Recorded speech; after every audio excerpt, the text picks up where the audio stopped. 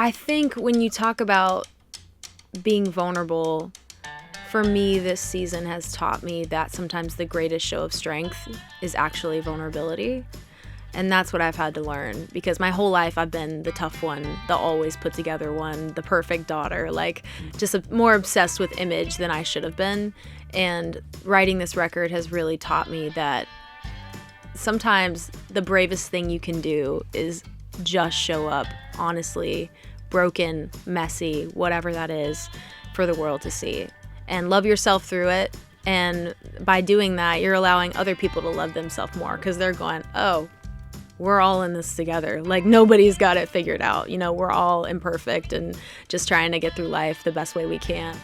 Hi, I'm Ben Earl, and this is the podcast where I get to know country stars through the places that have made them who they are. Because I think in a way that we are everywhere we've ever been. The places we go, they lead to the people we know, and that all comes out in our music.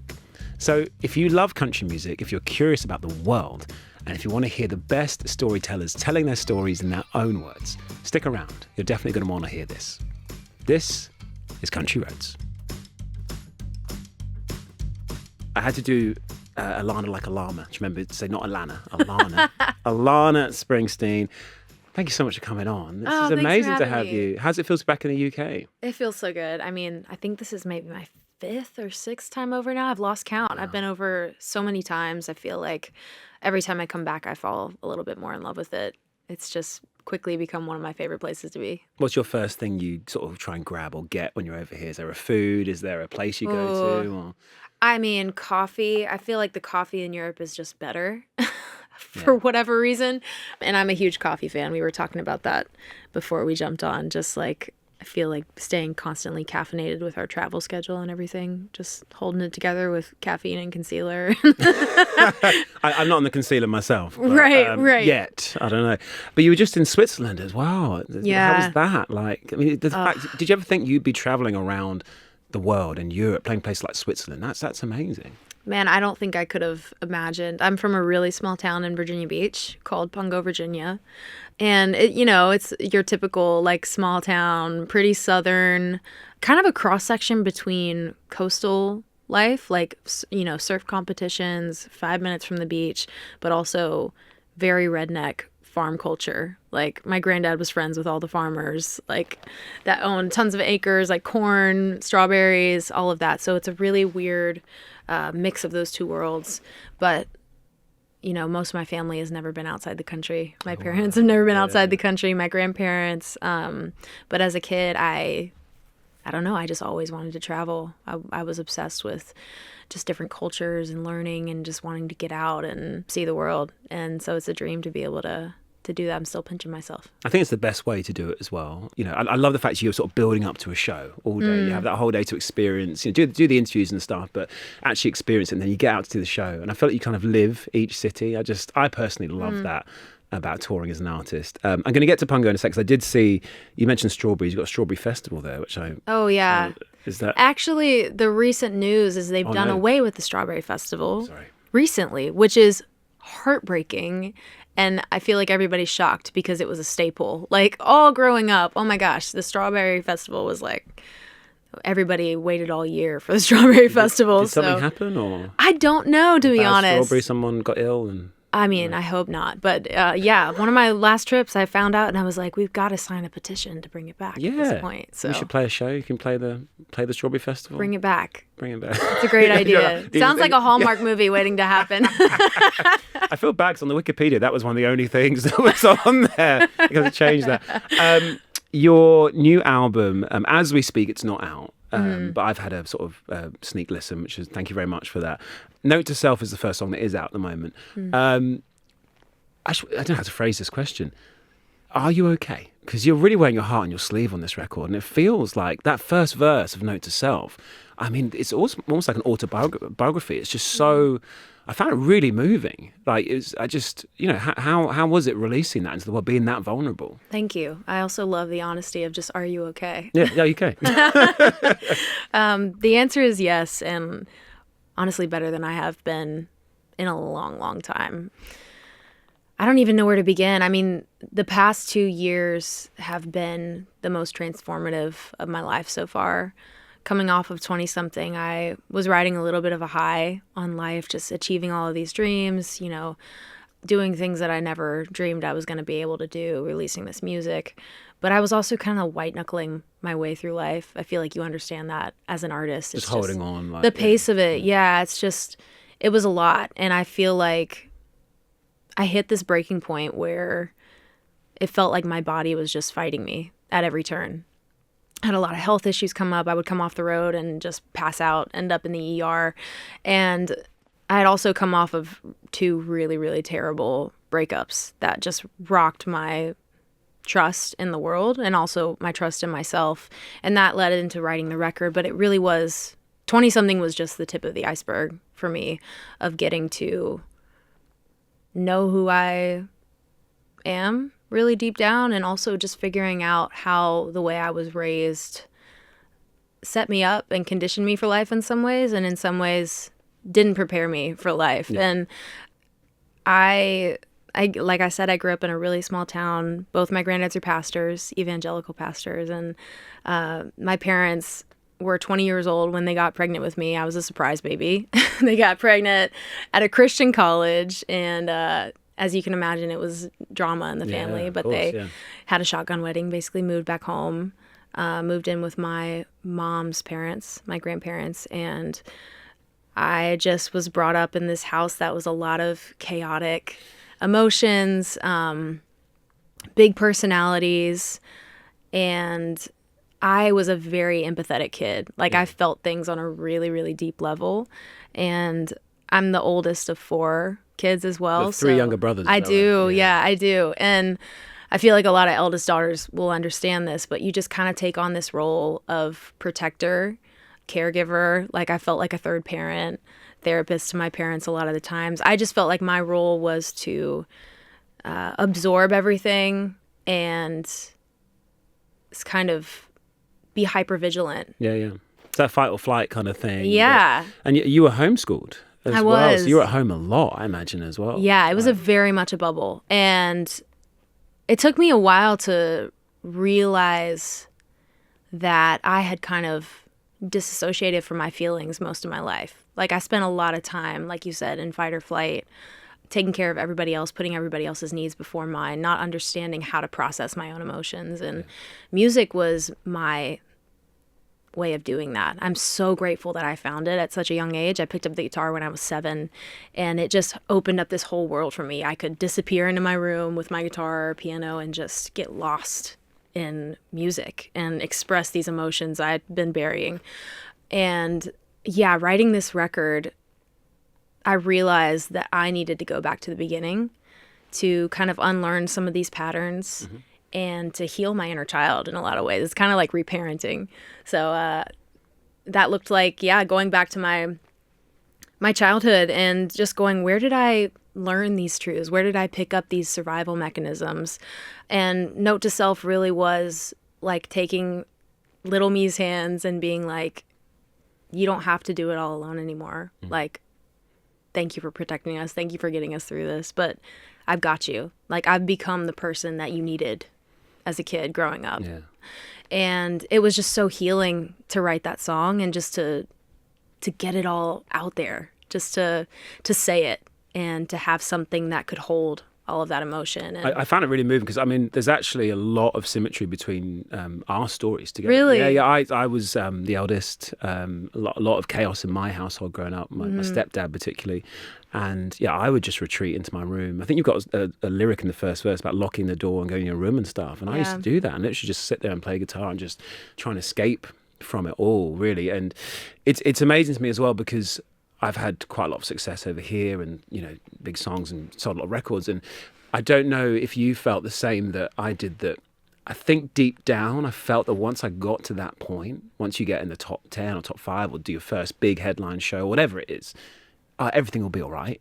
And then once I don't know if I felt when I got to that point, it was like, it just didn't change anything. It's like I achieved that, but I didn't feel deep down any different. And like you said, that white knuckle thing of holding on, it's quite a weird thing for that inner child, isn't it? To go like, oh, we've made it. And it's like, oh, but why do I still feel like the way I feel? Did you feel that at all? Oh, it's so interesting that you bring that up, because this has been like a point of conversation for me over the past year. Like, doing this healing, it kind of forces you to ask some really hard questions. And what you're talking about, like as a kid, you know, when music is kind of your escape and you use that as like kind of self-soothing, like you can just disappear into this thing. And I realized that my why for a lot of my life was for validation, or to make other people happy, or to have success, or to have something that was my own, you know. And through this process of healing, I've realized that my purpose, I feel like, is to interpret some of these really hard emotions and to create art that people can get lost in and hopefully find themselves in a little bit and feel just a little bit less alone. I feel like music is how I can be of service to the world. And it's like you said, when you reach that moment where you're like, okay, this is where I've wanted to get to for so long, but what does it mean? And why am I doing it? And who am I doing it for? And learning to, instead of coming at life from a place of fear and like, I need to prove myself and that ego-driven thing, instead it's like shifting into coming at it from a place of just love and purpose and light and passion. And I've just found that fuel, when you come at life from that place, there's no stopping you. You know what I mean? It's not that sense of, oh, this is draining. Instead, it fills you up in so many ways. I had exactly the same journey, and that thing of being selfless, which you kind of alluded to just then, of like doing it for everyone else. It's sort of, it's the only way I think you can sustain it. All the artists I've chatted to who've had big, long careers, it can't be about yourself, because your ego just can't sustain it for that long. You'll just lose your mind, basically. Yeah. It can feel a little counterintuitive sometimes when you're writing this music that's like, oh, this is my story. You know, it feels, at times I was worried this album was a little selfish of me to write, because it felt like I needed these songs to get through. I was writing because I needed to write it to get to the next chapter of my life. But what I've realized is that sometimes the things that feel the most selfish are just obedience.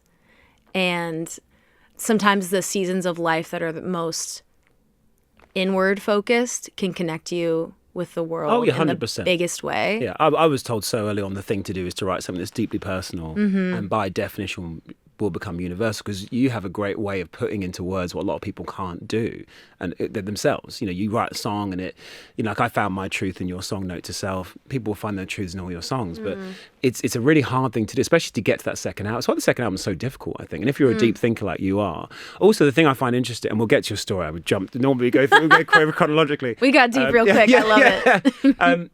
The thing I haven't had though, and I'm interested in this, is, as a woman in country music particularly, do you feel a pressure to just look $100 million all the time, to put on this face, to always look? I mean, I haven't got that, because for the guys, I think it's a bit more like, it's terrible, but it's just like, get on with it kind of thing. The more rough and ready you look as a guy, but I feel like a lot of the female artists I've chatted to, there's this pressure to sort of put on this brave face. And being vulnerable like you are on this record, does it feel like a bit of a, I don't know, a bit of like a hitting heads in a way of that, those two thoughts, or not really? No, I think that's pretty dead on. I think there is kind of this pressure, like you said, of being a woman. There's just sometimes a different standard that you're kind of held to. And I think when you talk about being vulnerable, for me, this season has taught me that sometimes the greatest show of strength is actually vulnerability. And that's what I've had to learn, because my whole life I've been the tough one, the always put together one, the perfect daughter, like just more obsessed with image than I should have been. And writing this record has really taught me that sometimes the bravest thing you can do is just show up honestly, broken, messy, whatever that is, for the world to see, and love yourself through it. And by doing that, you're allowing other people to love themselves more, because they're going, oh, we're all in this together. Like, nobody's got it figured out. You know, we're all imperfect and just trying to get through life the best way we can. I think that's great. I've got a 3-year-old daughter now, and I think, you know, I watch some of your videos, and it's like, showing like you did that it's okay to feel that way, I think is going to be massive for so many people, but particularly young girls. I'd love to get into a story if that's right, because I really enjoyed that. Jump into so we talked about Pungo already, in Virginia Beach, not a huge place at all. So you're getting into the guitar so young.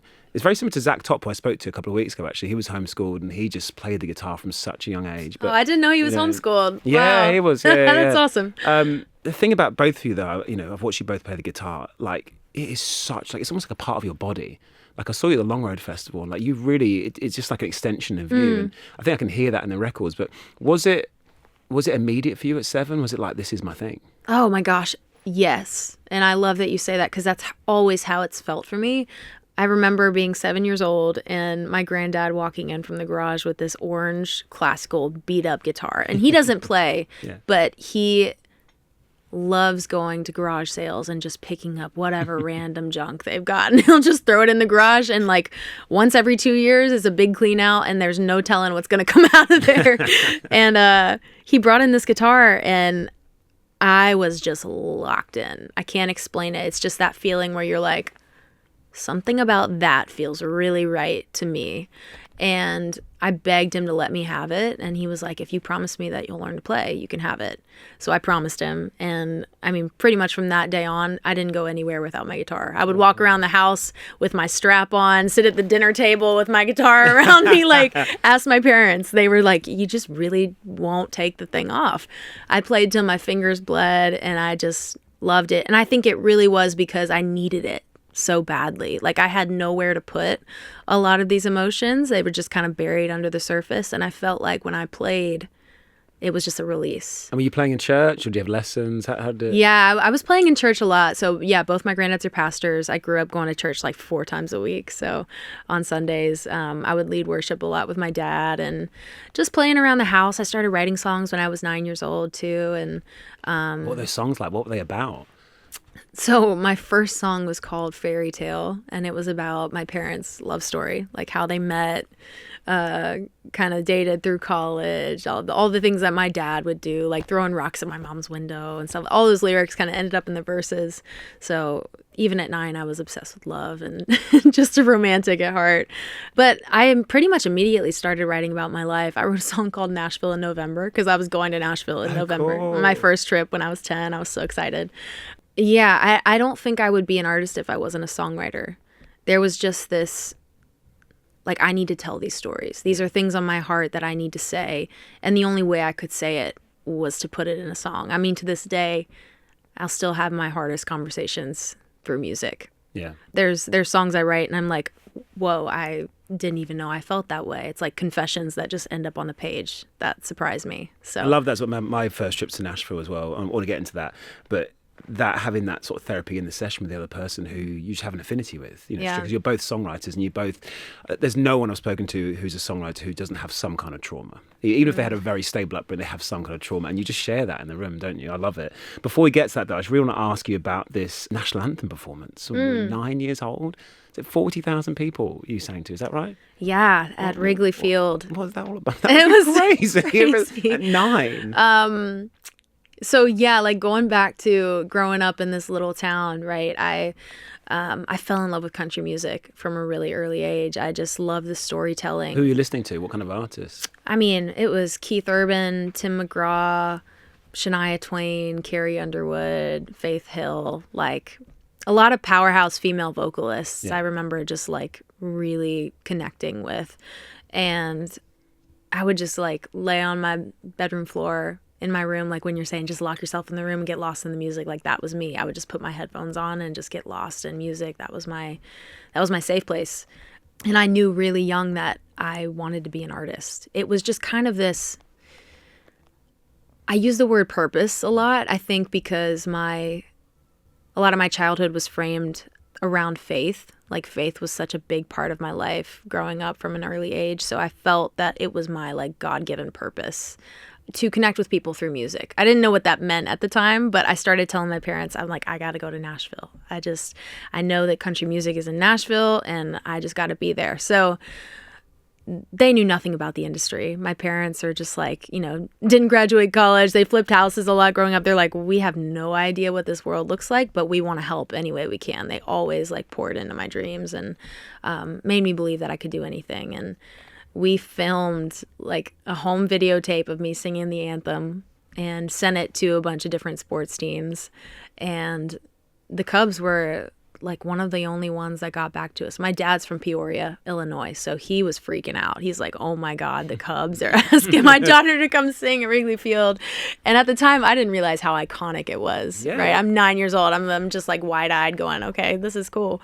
But it kind of was a moment where I really caught the bug for performing, when you can just feel the energy of that many people coming at you. It's a really, really special exchange. 40,000 people at 9 years old. Yeah. And you're everyone is watching you, and you're delivering, we don't have the equivalent here in the UK. The national anthem, we sing it, but I know in the US it's like I've been to quite a few hockey games and stuff. It's a big... Sacred, yeah. I stand there, I'm like, this is like another world, but to have that on your shoulders at 9, I know you're almost too young to feel the pressure, but when you sort of think about it, can you see it now in your head? Can you visualize it? Oh yeah, it's a core memory. One of the things I remember most too was, I don't know if you believe in like symbols, like just signs. I'm a big believer in all of that. And one of mine my whole life has been dragonflies. I've literally got like a dragonfly tattoo on my arm. Oh, wow. Because of it. But on the field that day, there were hundreds, thousands of dragonflies flying around. So when I close my eyes and I think about that moment, I can just see the dragonflies in the air. And it felt like time stopped, And I think when you are just so connected with like yourself and in a moment where time just slows down and you kind of feel outside of yourself, it's just like a really special feeling that you can't put into words. And I think I was like, I'm meant to be here. I have to do this again and again and again and again.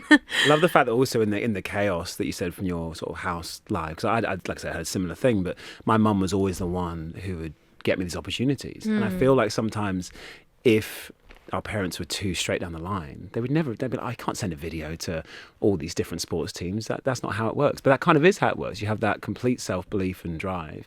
And then, so you do that, but then that kind of idea then takes you to Nashville at 10. That's right. So what were you doing in Nashville at 10? Man, it's crazy to think back about 10-year-old me. Like in Nashville, it's wild. At the time, I felt like I belonged. Like I think you hit the nail on the head in that when you're a kid like that, you almost don't know what you don't know.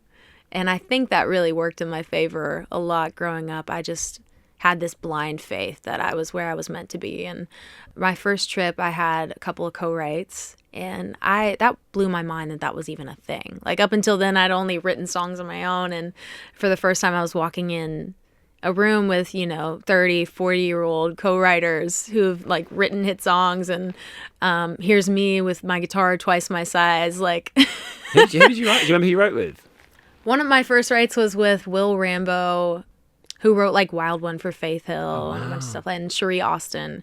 And I remember walking in and like looking back now, I was too young to notice at the moment, but they're kind of looking at each other like, what is happening? Like, we're about to have to write a song for this 10-year-old girl. And then I play them like 3-4 different ideas that I had prepared and like these guitar riffs, and you can see them gradually understanding like, oh, we're actually about to co-write. Like, this is crazy. And it just felt like we spoke the same language. When you grow up in a small town like that, you're like, you feel like a black sheep, like the odd man out, like nobody understands this language that I speak. Like, you just kind of feel like an outsider. And for the first time, I was like, oh, you found your people. These are my people. Yeah, I belong here. So I just begged my parents to keep taking me back, and we would make road trips, 12-hour long road trips 4 times a year to Nashville so I could like write and meet people and get connected. Yeah. My son is 9. So I could not imagine writing a song. I mean, he's got the DJing bug. He's an amazing DJ. Oh, yeah? I've got some decks that I'm terrible at, but he has that thing. He just sits down and does it. And he's so good. It's just innate. It's so annoying. It's crazy to watch. Yeah, he's just so good at it. So yeah, those early trips to Nashville, to jump ahead very slightly, at 14, you sign a publishing deal. Yeah. And I did the same thing. Really? About the symmetry. I signed a publishing deal at 14. Wow. Crazy. And I don't know anyone else who's had that before. That's great. I think Taylor Swift around that age. Who? Somebody, Yeah, you mean Taylor. What was that like? How did that happen? And what was it like when you sort of signed that deal? Man, so at that point, I had been to Nashville many times, had written with a bunch of people, had taken some publishing meetings. We were just kind of like walking by faith, like step at a time. A door would open, a door would close, and we would just be like, okay, I guess this is next. This is next. I think it was, I believe God was just guiding me. Well, you kind of shielded from that rejection as well by your parents, because that's tricky at 14. Like, if someone says no, was it just that? Yeah. It wasn't like, it was like a just move on kind of thing. I guess it was just a sign to me that it wasn't right. Yeah. And I got a couple of offers when I was 14, and we were still living in Virginia Beach at the time. And it was like, okay, to do this, you have to be in Nashville. There's no one to co-write with here in Virginia. Like, my parents sat me down. They were like, do you really want to do this? Like, this is a big decision. Do you want to do this? And I was like, yeah, 100%. This is my purpose. This is what I want to do. So we picked up and moved to Nashville. The whole family? My mom and dad, my 3 younger brothers, moved to Nashville. And it was a pretty big deal because, like, my mom had really only ever lived in Virginia Beach. Like, my family's super tight-knit like that, like, just a unit. So here we were moving to a brand new place, and for their 14-year-old who had a dream of being a country music artist, like, so crazy looking back. But yeah, moved there, started writing 4 or 5 times a week. My dad at the beginning would drive me to sessions because I couldn't drive yet. And were you still homeschooling at this point? I was, yeah. Wow. And I really had to be because I had a full-time job on the side. So, I would do school when sessions weren't happening. I would do school in the morning and then after my session. And I'm grateful that I had that flexibility. But yeah, I got a master class really in just life, which I'm so grateful for. Like, I didn't go to college, but I felt like I got a college education of just like writing and being in studios and learning from some of the best. Who were some of the people that really sort of championed you or you felt really inspired by? And were sort of writers or artists?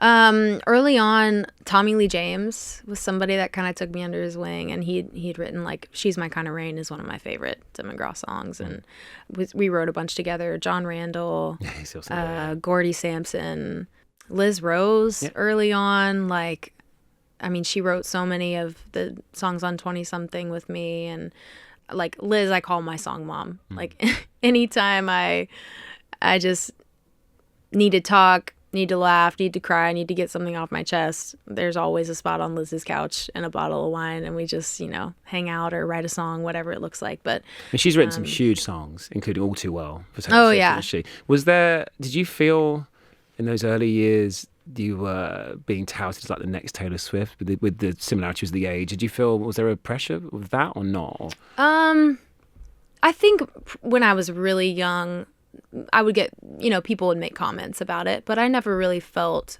too much of a pressure.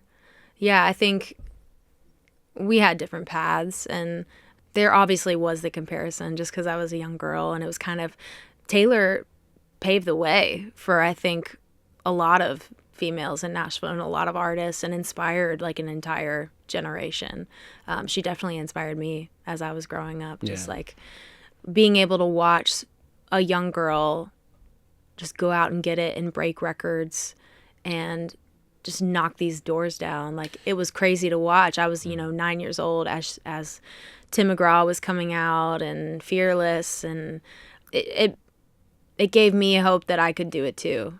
Yeah, because I've heard stories of Taylor when she first went to Nashville, people not taking her that seriously, like from songwriters themselves saying, I'm not going to write with her, she's a 15-year-old girl, and they kind of regret it now massively. But were there any times when you weren't taken seriously and that young? Obviously, I mean, you were a prodigy, you can see you were, but was there ever like a bit of a patronizing thing sometimes that happened to you? Yeah, of course. Of course. Who was it? Let's call them out right now. No, I'm just because I've seen it even recently. I had a trip and I was playing at the Bluebird, and one of the other writers called up a young girl he was developing. She played the most amazing song. She was only like 16 or 17 or 15. And at the end, everyone was like, wow. And he went, yeah, she's pretty good for a girl, isn't she? Pretty good for a girl. And I was like, she's 20, 25. Wow. So I can't imagine what it would have been like for you, 10 years ago, 8 years ago? It's crazy. Yeah. I feel like sometimes you get those comments, people make those comments and they don't really even realize, because some of that is just so ingrained, I think, in culture. But yeah, for sure. I mean, I would write with people and it would kind of just be like, okay, little girl, you don't really, whatever, I'm going to write a song for you. Let me show you how it's done, kind of thing. But you just learn to gravitate toward your people and find your people. And some people aren't going to be that. And some people are going to be champions. And you just kind of navigate that way and just, you know, go where you feel inspired and where you feel heard. Because also you co-produce all your songs, don't you, as well? I do. And you can hear that, you know records, don't you? I can tell you know music, and especially the guitar parts as well. And they're just unreal, some of those. Oh, thank you. Yeah. I play a lot. I play most of the guitar parts on my records and piano a lot, just because everybody has a specific sound. Like, right, wrong, technically great, whatever. Sometimes I like a shittier sounding guitar. It's got like I feel like everybody that plays guitar has like their own fingerprints. Yeah. Right? Everybody's got their own feel. So I love playing on my records because it's the way I wrote it. It's like, this is exactly how it happened in the writing room, and bringing that to life on a track is always special. But I love production. I feel like I'm learning so much. On the new record, I mean, you've got an intro and an interlude, which I just love. First, it's the coolest thing in the world, like taking it back to like, you know, noughties and 90s. But a lot of the songs, they do start with that kind of shittier sounding guitar, like there's sort of like, I don't know, you put some kind of vinyl effect on it or whatever, and I can tell the whole song is based around that initial kind of guitar riff. It sounds like to me. I don't know if that's fair enough or not, but I love it. I think it's great. There's no question. It's so funny. It's like sometimes when I don't know, I've learned that when you try to play things too perfectly, or like recut things to make them more technically great, sometimes you like lose all the magic of it. I was just watching actually the Bruce Springsteen film, and it was kind of talking about Nebraska and that whole record that he wrote. And it was just so interesting. Like, he recorded that record on the shittiest equipment you could possibly record it on, and without the intention of ever making that into a record. And when he went in to reproduce it, he was like, it's not right. It's not right. It lost all the feel. The soul's not in it anymore. And they ended up just like putting out those recordings the exact way he recorded it. And at the time, it was like unheard of. You know, people are listening going, what is this? What are we listening to? It wasn't done. But he followed the heart of the music. And I think that's what we're trying to do at the end of the day, is just kind of get out of the way of the song and like preserve the soul. But that walking that line these days between that initial intention. So I'm sure you've got a phone full of voice recordings that are like you in the moment, just this is great. And that's the moment as a songwriter I live for. But then when you get into the studio and chasing that perfection, that is what you just described for me is the hardest part, because I'm a perfectionist. I don't know if you're a perfectionist. Are you a perfectionist, did you say? With some things, yeah. I'm really trying to beat that out of me, because I feel like it's a fine line, right? It's the thing that strives us to be better and just to constantly learn and grow and keep challenging ourselves, but it can also be our biggest enemy. Because you can never get perfect. It's impossible. Yeah. So you're in Nashville, have this amazing college as you describe it, and then 20-something. I mean, this record changes your life. Yeah. Did it feel like that at the time? It was a roller coaster. It did feel like that in a lot of ways. It's just like you're so in it. It's hard to have any perspective. You're just, I felt like I was taking a day at a time, just like chasing the next thing, just trying to keep up with all of it. And that album taught me so much about myself, though. I started to observe my life, observe some of my patterns, some of my habits, why things had gone wrong for me, going back to these relationships where I missed all these red flags. I was just kind of looking for validation in all the wrong places. And I wrote songs like Chameleon about the fact that I was a people pleaser and just constantly noticing that I was shape-shifting to fit these different roles, whether it was for my family or for my boyfriend or for friends, just kind of wearing these different masks in different situations, just trying to be accepted and be loved.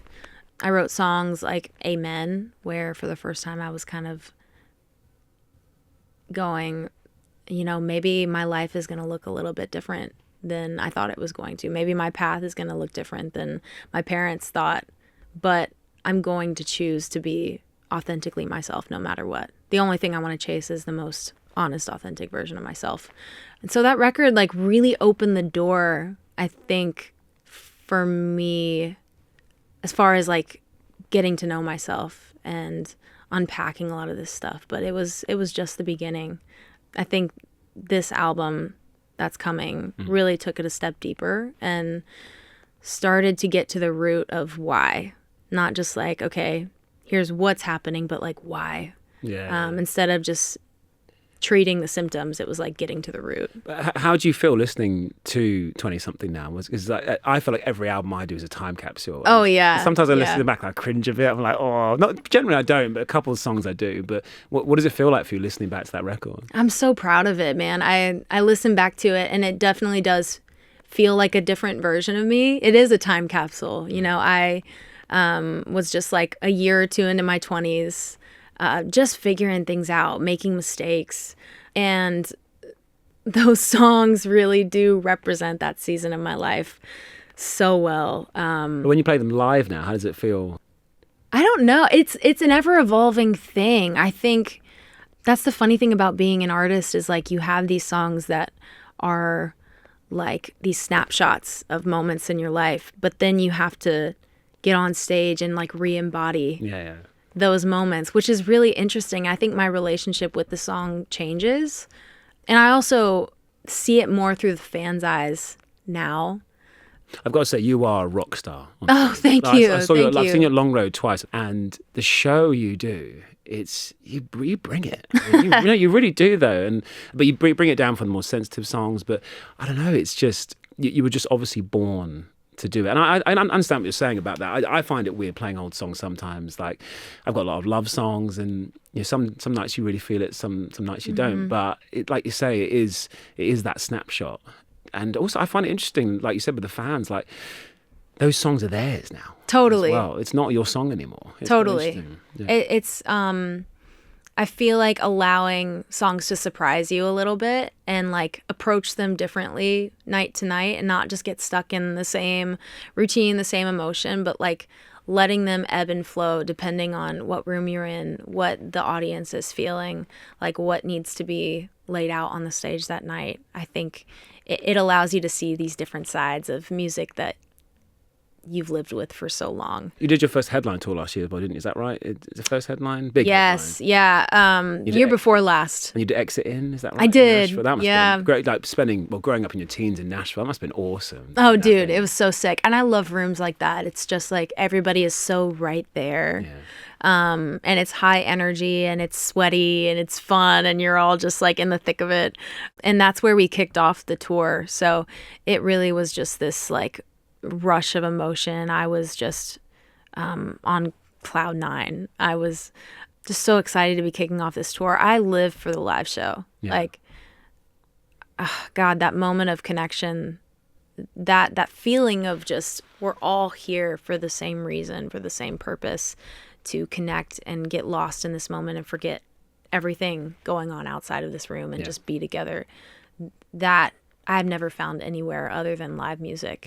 That's why people still go. Yeah. You can listen to every song ever on streaming, but people still go to live shows to feel exactly what you just said. And I'm gutted I missed that show because I love that venue. It's so I can imagine sick. It was just so rocky. But you have announced a UK tour. When this comes out, you will have announced a UK tour. I mean, how excited are you for that? That's going to be awesome. Oh, dude, it is a dream come true. I'm so freaking excited. I can't even tell you. To be able to start out here, main stage, C2C, just acoustic as like on a part of the songwriter round, playing songs that weren't even released yet, just getting to know the fans, to now be able to come back and have my own shows and like fill these rooms with people that have connected to my music in some way. And it's just going to be the best energy. I'm so excited. I feel like the fans here allow me to see my songs in a different light. I feel like every time I come over here, they surprise me with their reactions to certain songs or the stories they tell me. Like, it's just really, really special. So, yeah, first ever tour over here. We're playing Manchester and London, and I'm getting to go to Glasgow, Belfast, Spain. Wow. It's gonna be wild. I'm pinching myself. I'm so excited. That's amazing. Are you a Chick-fil-A fan? Big time, yeah. Chick-fil-A in Belfast now. Are you serious? Yeah, Chick-fil-A, yeah. I've got one in Belfast, my open one in gosh. London. So when you go to Belfast, I'll hook you up. So. Let's freaking go. Little piece of home out in Belfast. I love it. Alana, just before you go, I've got some quick fire questions for you. I want to firstly say that was amazing. Thank you so much. You've been so honest and real in telling your story. Thank you. Didn't get to ask you about the witch of Pungo, which I'm a bit upset about. But we can talk There's about some lore next time. Next time we'll get into it. But yeah, we do quick fire questions to everybody. So here we go. The strangest place you've ever written a song? Strangest? Oh gosh, a tour bus. Nice. Is that voice note or you just like? Oh yeah, that voice note, all the things. Yeah, I feel like I've started quite a few songs on a bus. I've got a lot of shower ones. Oh really? Yeah, and I sort of reach out to the shower, grab my phone. It's like I've definitely done that. There's the middle of the night ones where you're like groggy and it's 3 a.m. and you can't tell if it's the worst idea you ever had or genius. Yeah. Also, I find sometimes I record it and like I can hear it so clearly. I'm like. I know. I listen back. I'm like, what? I know. Like, you got the full production in your head. It's done. It's a hit. Have you ever had a dream about a song that you're in the dream? I've had these dreams where I'm listening to somebody else's song and I'm going like, that is a hit. I'm so mad I didn't write that. That is going to be a freaking smash.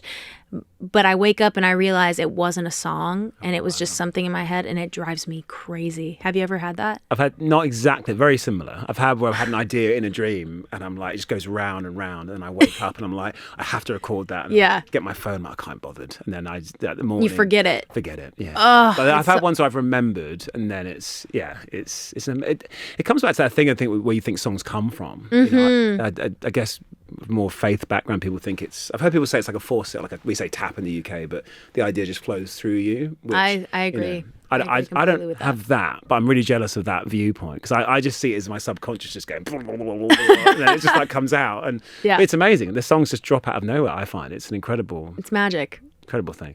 Mm. The place you'd most like to return to? Ooh, Dublin. Yeah. Oh my God, it's Guinness? just yeah. I had one last night.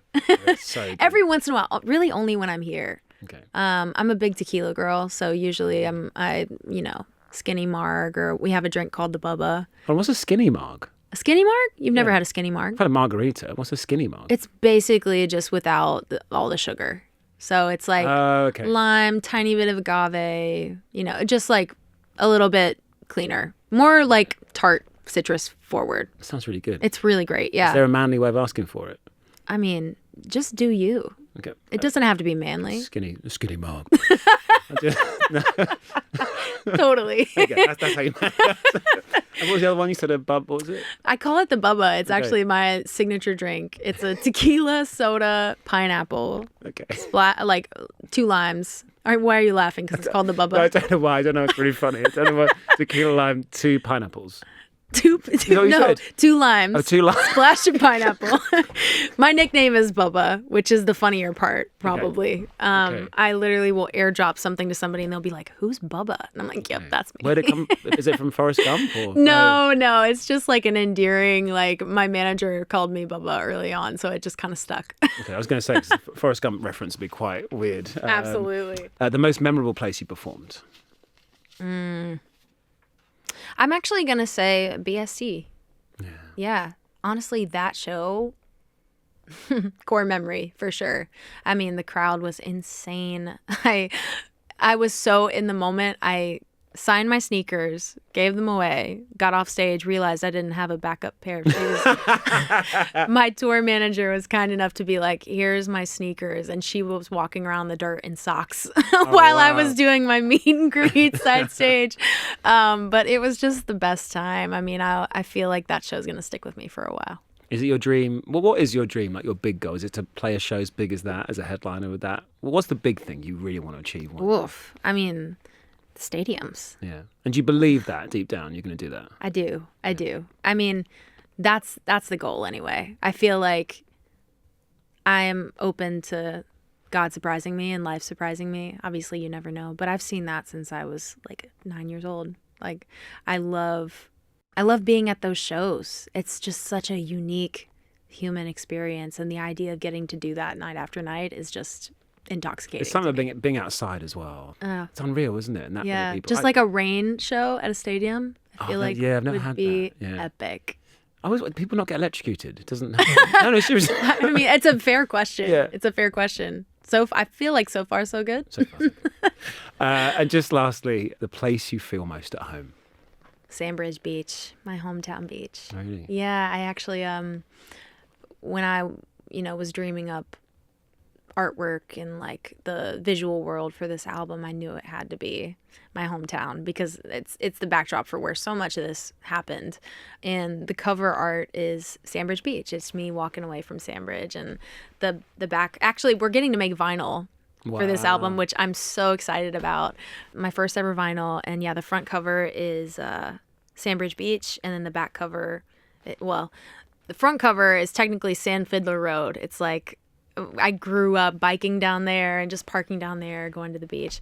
And then the back cover is Sandbridge Beach. And I just feel like I'm the most myself by the ocean. It's where I would go to cry, to do some soul searching, all of that. So I love that. yeah.